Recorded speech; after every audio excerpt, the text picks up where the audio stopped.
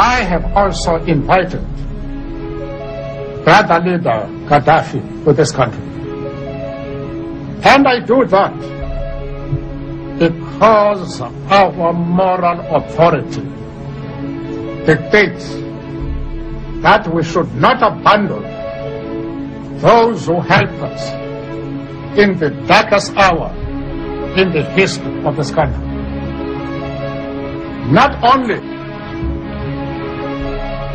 did they support us in rhetoric, they gave us the resources for us to conduct the struggle and to win. And those South Africans who have berated me for being loyal to our friends, literally they can go and throw themselves into a pool.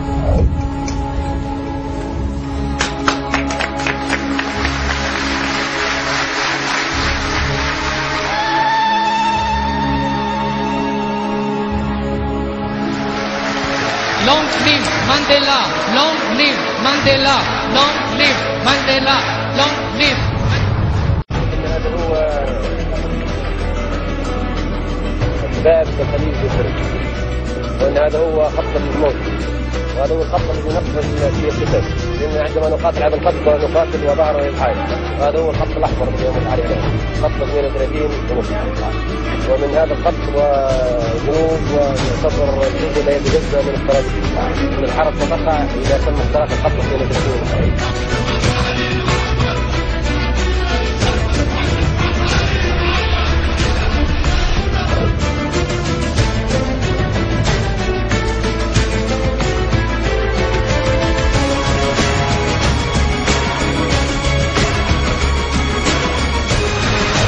At 7 o'clock this evening, Eastern Time, air and naval forces of the United States launched a series of strikes against the headquarters, terrorist facilities, and military assets that support Muammar Gaddafi's subversive activity.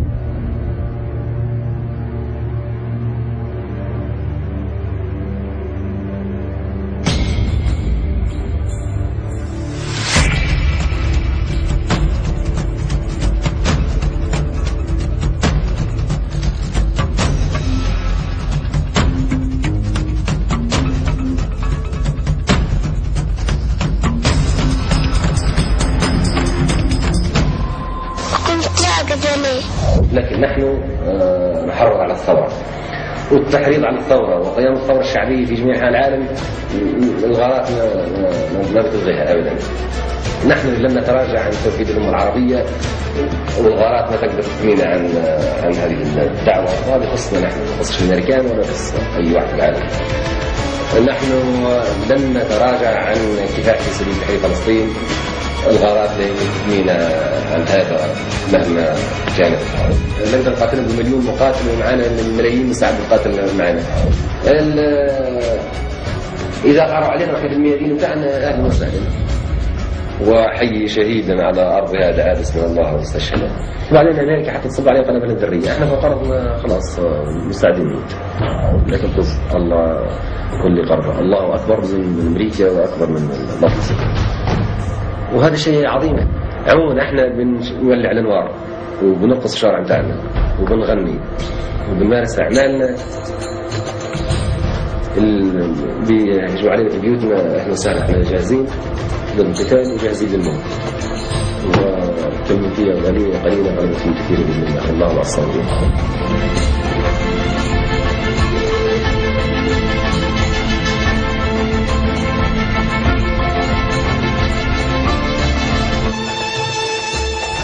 أيها الأخوة، لا يمكن بأي حال من الأحوال أن يكتب علينا الخضوع أو يكتب علينا الاستسلام مهما تعاظمت القوة المعادية.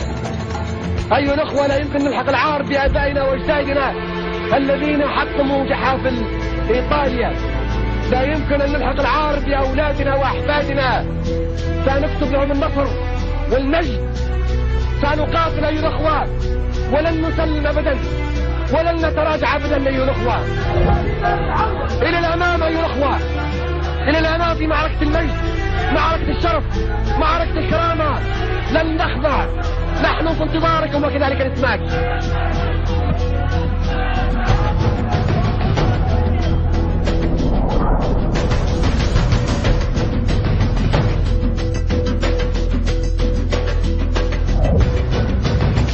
الأطفال الجماهيرية هذه نهاية من يعتدي علينا.